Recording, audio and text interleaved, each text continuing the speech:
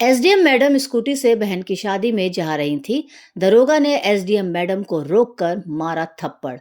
SDM Anjali Dubey अपनी साधारण सी सलवार कुर्ते में स्कूटी पर सवार होकर तेजी से अपनी बहन की शादी में जा रही थी। ना कोई सरकारी गाड़ी, ना कोई तामझाम, ना ही कोई सिक्योरिटी गार्ड। बस एक सिंपल साधारण सी लड़की की तरह स्कूटी चलाते हुए जैसे ही वह हाईवे पर पहुंची तो उन्होंने सामने पुलिस की बैरिकेडिंग देखी। 3-4 पुलिसकर्मी सड़क पर खड़े थे और बीच में दरोगा राकेश यादव वर्दी में खड़ा था। उसने सामने आते ही अंजलि को हाथ के इशारे से रुकने को कहा। ओ लड़की, स्कूटी साइड में लगा, दरोगा की आवाज में रौब था। कहाँ जा रही हो? दरोगा ने सवाल किया। अंजलि ने जवाब दिया कि मेरी बहन की शादी है, बस वहीं जा रही हूँ। अंजलि ने शांत लहजे में जवाब दिया था। दरोगा ने ऊपर से नीचे तक अंजलि को घूरा और फिर मुस्कुराते हुए बोला, अच्छा, तो शादी में जा रही हो, लेकिन हेलमेट नहीं पहन रखा और स्कूटी भी बहुत तेज चला रही थी। चलो चालान भरना पड़ेगा। दरोगा ने चालान बुक निकालते हुए कहा। अंजलि को अंदाजा हो गया कि यह एक बहाना था। वह बोली, सर, मैंने कोई नियम नहीं तोड़ा। अरे मैडम, कानून हमें मत सिखाओ। उसने साइड में खड़े एक सिपाही को देखा और फिर अंजलि की ओर झुकते हुए फुसफुसाया, ऐसे नहीं मानेगी, इसको तरीका सिखाना पड़ेगा। अचानक दरोगा ने जोरदार थप्पड़ अंजलि के गाल पर जड़ दिया। बहुत सवाल पूछती है, जब पुलिस कुछ कहे तो चुपचाप मान लेना चाहिए। अंजलि का सिर एक पल के लिए झटका खा गया, लेकिन उसने खुद को संभाल लिया। उसकी आंखों में आग थी। दरोगा ठहाका मारकर हंसा और अपने साथियों से बोला, अभी भी अकड़ बाकी है लगता है इसकी, अच्छे से सिखाना पड़ेगा। एक सिपाही आगे बढ़ा और बोला, साहब, थाने ले चलते हैं इसको, वहां आराम से मामला देख लेंगे। दरोगा सिर हिलाकर बोला, हाँ, चलो इसे थाने ले चलते हैं, तब समझ में आएगा कि पुलिस से कैसे बात की जाती है। एक सिपाही ने अंजलि का हाथ पकड़कर खींचा, चल जीप में बैठ। अंजलि ने अपना हाथ झटका और गुस्से से बोली, हिम्मत मत करना। दरोगा का पारा चढ़ गया। उसने अपने एक आदमी से कहा, इसका घमंड तोड़ो। एक सिपाही ने आगे बढ़कर अंजलि के बाल खींचे और जबरदस्ती घसीटने की कोशिश की। अंजलि दर्द से कराह उठी, लेकिन अब भी अपनी पहचान छुपाए रखी। वह देखना चाहती थी कि ये लोग कितनी गिरी हुई हरकत कर सकते हैं। तभी एक पुलिस वाले ने गुस्से में उसकी स्कूटी को लात मार दी। बड़ी आई, शरीफ बनने पर अब तेरा खेल खत्म करता हूँ। अंजलि पूरी तरह समझ गई थी कि ये लोग कितने नीच हैं और कितनी गिरी हुई हरकत कर सकते हैं। दरोगा की आंखों में गुस्सा था। उसने जोर से चिल्लाकर कहा, बहुत देखे हैं तेरे जैसे अकड़ू लोग, पुलिस से भिड़ेगी, अभी औकात दिखाता हूं तेरी।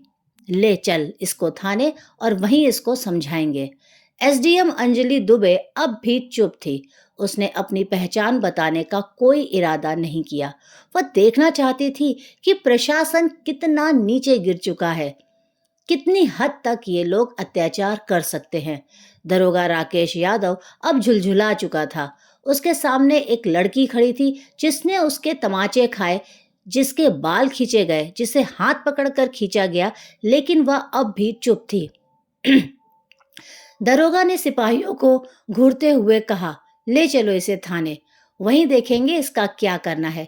दो सिपाही अंजलि के दोनों हाथ पकड़कर घसीटने लगे। छोड़ो मुझे, अंजलि पहली बार जोर से बोली। दरोगा हंसा।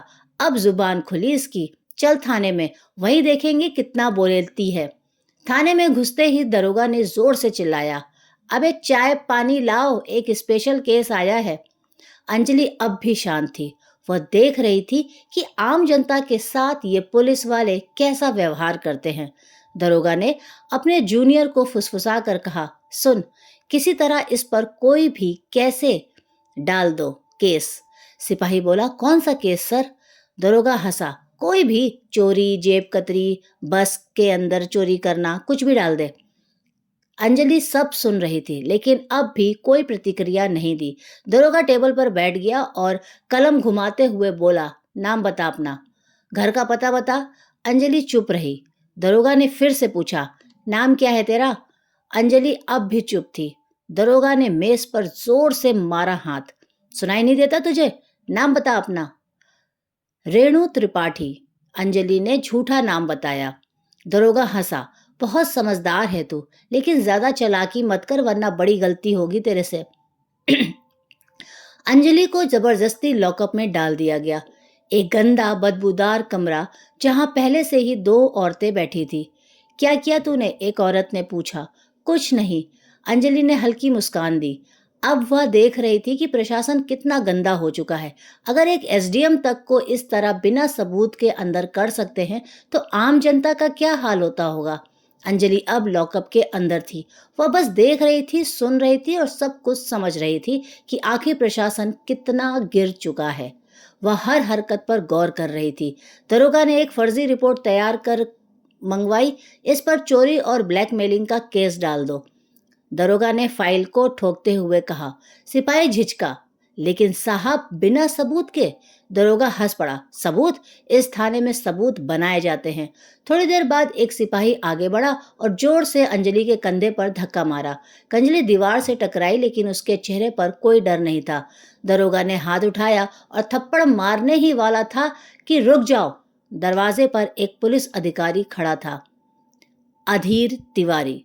थाने में उसकी छवि थोड़ी ईमानदार अफसर की थी। उसने थाने के अंदर की महिलाओं को देखा। उनकी हालत देखकर उसके माथे पर शिकन आ गई। यह सब क्या हो रहा है? उसने सख्त आवाज में पूछा। दरोगा राकेश यादव मुस्कुराया। कुछ नहीं सर, एक सड़क छाप लड़की ज्यादा होशियारी दिखा रही है, जरा सबक सिखा रहे हैं। अधीर तिवारी ने गौर से अंजलि को देखा। उसके हाव भाव किसी साधारण महिला जैसे तो नहीं थे। इसका क्या जुर्म है? अधीर तिवारी ने राकेश यादव से पूछा। राकेश यादव हड़बड़ा गया। सर, इसने चेकिंग के दौरान बदतमीजी की थी। अधीर तिवारी को कुछ गड़बड़ लगा। अधीर तिवारी ने अंजलि की तरफ देखा। तुम्हारा नाम क्या है? अंजलि शांत थी। दरोगा राकेश यादव ने हंसते हुए कहा। साहब, यह तो अपना नाम तक नहीं बता रही। अधीर तिवारी अब पूरी तरह सतर्क हो गया था। ठीक है, इसे दूसरी कोठरी में डालो, उसने सिपाही को आदेश दिया। राकेश यादव हैरान रह गया। सर, लेकिन मैं देखूंगा कि यह कौन है, अधीर तिवारी ने सख्ती से कहा। अधीर तिवारी के आदेश पर अंजलि को एक दूसरी कोठरी में डाल दिया गया। यह कोठरी पहले से भी ज्यादा अंधेरी और गंदी थी। अंजलि ने चारों तरफ नजर दौड़ाई। कमरे में एक टूटा हुआ टेबल और एक जंग लगा हुआ लोहे का सरिया पड़ा था। अंजलि अब इस प्रशासन का गंदा चेहरा और गहराई से देख रही थी। यह सिस्टम कितना गिर चुका है। उनका हर मिनट का अनुभव यह साबित कर रहा था कि कानून सिर्फ कागजों में ही था। अचानक एक सिपाही भागते हुए आया। सर, एक बड़ी गाड़ी बाहर खड़ी है। राकेश यादव चौंका। गाड़ी? कौन आया है? सिपाही ने घबराकर कहा। सर, गाड़ी सरकारी है। सिपाही बाहर गया, लेकिन जैसे ही उसने गाड़ी के अंदर झांका, उसकी आंखें फटी रह गईं। सिपाही हड़बड़ाते हुए अंदर आया और धीरे से बोला। साहब, वो क्या हुआ? कौन है? राकेश यादव झुलझुला उठा। सिपाही ने कांपते हुए कहा। साहब, डीएम साहब हैं। राकेश यादव का चेहरा सफेद पड़ गया। अधीर तिवारी भी चौकन्ना हो गया। अब मामला बहुत बड़ा हो चुका था। डीएम साहब ने थाने में कदम रखा। उनकी आंखों में गुस्सा था। उन्होंने राकेश यादव की ओर देखा और कड़क आवाज में पूछा। राकेश यादव, यहाँ क्या चल रहा है? राकेश यादव घबराया हुआ बोला। साहब, कुछ नहीं, बस एक मामूली केस था। डीएम साहब ने टेबल पर पड़ी अंजलि की फाइल उठाई और ध्यान से पढ़ी। उनका माथा सिकुड़ गया। फिर उन्होंने अंजलि की ओर देखा। इस महिला पर 420 और ठगी का केस। डीएम साहब की आवाज गूंज उठी। उन्होंने राकेश यादव की ओर देखा। क्या सबूत है तुम्हारे पास? राकेश यादव अब पूरी तरह फंस चुका था। डीएम साहब ने अंजलि से सीधा सवाल किया। आपका नाम? अंजलि ने हल्की मुस्कान दी और पहली बार अपना नाम बताया। अंजलि दुबे, एसडीएम। पूरा थाना हक्का बक्का रह गया। राकेश यादव के हाथ पैर कांपने लगे। सारे पुलिस वाले चौंक कर खड़े हो गए। राकेश यादव के पैरों तले जैसे जमीन खिसक गई। एसडीएम मैडम, जिसे वह ठग समझकर फर्जी केस में फंसा रहा था, वह खुद एसडीएम निकली। थाने के सारे पुलिसकर्मी सकते में आ गए। डीएम साहब ने घूरते हुए कहा। दरोगा राकेश यादव, तुम्हारी हिम्मत कैसे हुई एसडीएम मैडम पर झूठा केस डालने की? राकेश यादव कुछ बोलने की वाला था कि अधीर तिवारी ने तेज आवाज में कहा। साहब, मैंने पहले ही कहा था कि कुछ गड़बड़ है। अब राकेश यादव अकेला पड़ चुका था। अंजलि ने अब अपना असली रुख अपनाया। उन्होंने शांत लेकिन सख्त आवाज में कहा। दरोगा राकेश यादव, तुम अभी से सस्पेंड हो। तुम्हारे खिलाफ विभागीय जांच होगी और तुम पर केस दर्ज किया जाएगा। राकेश यादव के होश उड़ गए। सारे पुलिसकर्मी अब राकेश यादव से दूरी बनाने लगे। अधीर तिवारी ने तुरंत हवलदार को आदेश दिया, राकेश यादव को हिरासत में ले लो। जैसे ही हवलदार राकेश यादव को पकड़ने आगे बढ़ा, अचानक राकेश यादव ने जेब से एक कागज निकाला। उसने मुस्कुराते हुए कहा, लेकिन यह देखिए। उसने वह कागज हवा में लहराया। डीएम साहब और एसडीएम अंजलि ने उसे ध्यान से देखा। राकेश यादव ने ठहाका लगाया, सर यह मेरा ट्रांसफ़र ऑर्डर 3 दिन पहले ही मेरा ट्रांसफ़र हो चुका है, तो अब आप मुझे सस्पेंड नहीं कर सकती। थाने में फिर से सन्नाटा छा गया। अंजलि ने कागज अपने हाथ में लिया और गौर से पढ़ा। क्या यह असली है? डीएम साहब ने कड़े स्वर में पूछा। डीएम साहब ने अधीर तिवारी की ओर देखा और बोले, इस कागज की तुरंत जांच करो। अगर यह असली निकला तो भी राकेश यादव का निलंबन रोका नहीं जा सकता। राकेश यादव की हंसी अचानक गायब हो गई, क्योंकि अगर कोई भी सरकारी कर्मचारी ट्रांसफर के बाद भी गलत गतिविधियों में शामिल होता है तो उस पर कार्यवाही की जा सकती है। अब राकेश यादव की हालत और भी ज्यादा खराब हो गई।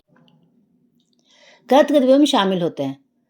राकेश यादव की हालत पहले से ज्यादा और खराब हो गई। अधीर तिवारी तुरंत ऑनलाइन सिस्टम में राकेश यादव का रिकॉर्ड चेक करने लगे। अधीर ने फिर उठाया सिर और कहा, साहब यह कागज असली है, लेकिन राकेश यादव ने अभी कार्यभार नहीं सौंपा था। मतलब यह कि राकेश यादव अब भी इस थाने का प्रभारी था और इस दौरान उसने यह सब किया था। अब कोई भी राकेश यादव को बचा नहीं सकता था। एसडीएम अंजलि ने सीधी नजर राकेश यादव पर डाली और कहा, अब तुम्हारी असली जगह तुम्हारी अपनी जेल में होगी। गिरफ्तार करो इसे। डीएम साहब ने आदेश दिया। जैसे ही राकेश यादव को गिरफ्तार करने का आदेश हुआ, पूरा थाना हिल गया। राकेश यादव को पहली बार एहसास हुआ कि अब वह बच नहीं सकता, लेकिन अचानक उसने कहा, ठहरिए एसडीएम मैडम, मैं अकेला नहीं हूँ। राकेश यादव ने हंसते हुए कहा, मैडम क्या आपको लगता है कि इस थाने में सिर्फ मैं अकेला ही भ्रष्ट हूँ? उसने थाने के बाकी पुलिस वालों की तरफ इशारा किया और कहा, ये सब मेरे साथ हैं। पूरी कड़ियां ऊपर तक जुड़ी हैं। थाने के कुछ पुलिस वाले घबराने लगे।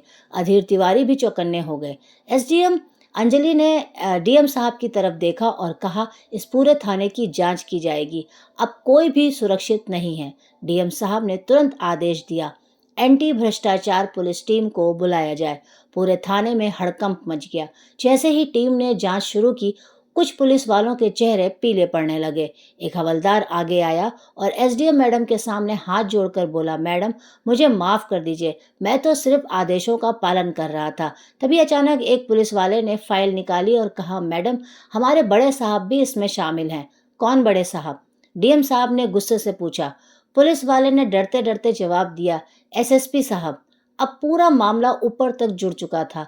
थाने में सन्नाटा छा गया। डीएम साहब ने गहरी सांस ली और फिर सख्त आवाज में बोले, इस थाने का पूरा स्टाफ तत्काल प्रभाव से निलंबित किया जाता है। जैसे ही यह आदेश मिला, थाने के पुलिस वालों के होश उड़ गए। कुछ पुलिस वाले अपना फोन निकालकर किसी को कॉल करने लगे।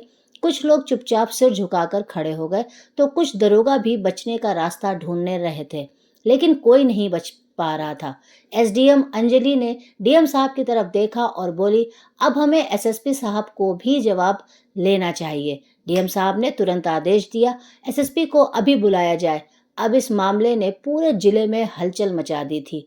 थाने के बाहर कुछ पत्रकार गुप्त रूप में खड़े थे। जैसे ही उन्हें भनक लगी कि पूरा थाना सस्पेंड हो चुका है, वो तुरंत खबर फैलाने लगे। अब मामला खुलकर सामने आने लगा था। तभी एक काले शीशे वाली गाड़ी थाने के सामने आकर रुकी। एसएसपी साहब खुद आ गए थे। एसएसपी साहब थाने पहुंचे। उन्होंने चारों तरफ नजर दौड़ाई। पूरा थाना सस्पेंड हो चुका था। उन्होंने गुस्से में कहा, ये क्या नाटक चल रहा है? लेकिन एसडीएम अंजलि शांत थी। उन्होंने एसएसपी की आंखों में देखते हुए कहा, आपको लगता है कि आप बच जाएंगे? अधीर तिवारी ने एसडीएम को एक फाइल दी। यह फाइल एसएसपी साहब के भ्रष्टाचार के सबूतों से भरी थी। अंजलि ने ठोस आवाज में कहा, एसएसपी साहब यह देखिए, आपके सारे काले कारनामे। अब एसएसपी के चेहरे से पसीना टपकने लगा। डीएम साहब ने आदेश दिया, एसएसपी को तुरंत गिरफ्तार करो। अब पूरी पुलिस फोर्स हैरान थी। इतने बड़े अधिकारी को पहली बार किसी ने खुली चुनौती दी थी। जैसे ही एसएसपी की गिरफ्तारी हुई, पूरा मामला हिल गया। अब यह मामला राज्य स्तर तक पहुंच गया था। मुख्यमंत्री ने तुरंत आदेश दिया, जिले के सभी भ्रष्ट अधिकारियों को गिरफ्तार किया जाए। इस आदेश के बाद 30 से ज्यादा पुलिस अधिकारी, 10 से ज्यादा आईएएस अफसर और कई राजनेता गिरफ्तार किए गए। एसडीएम अंजलि की ईमानदारी ने सिस्टम को हिला दिया था। पूरे जिले में एक नया प्रशासन लाया गया। भ्रष्टाचार अब कड़ी नजर रखी जानी चाहिए। अब एसडीएम अंजलि का मिशन पूरा हो चुका था। उन्होंने दिखा दिया कि ईमानदारी से पूरा सिस्टम बदला जा सकता है। अगर आपको ये वीडियो पसंद आया, ये कहानी अच्छी लगी, तो वीडियो को लाइक जरूर करें और हमारे चैनल धर्म और ज्ञान को सब्सक्राइब अवश्य करें।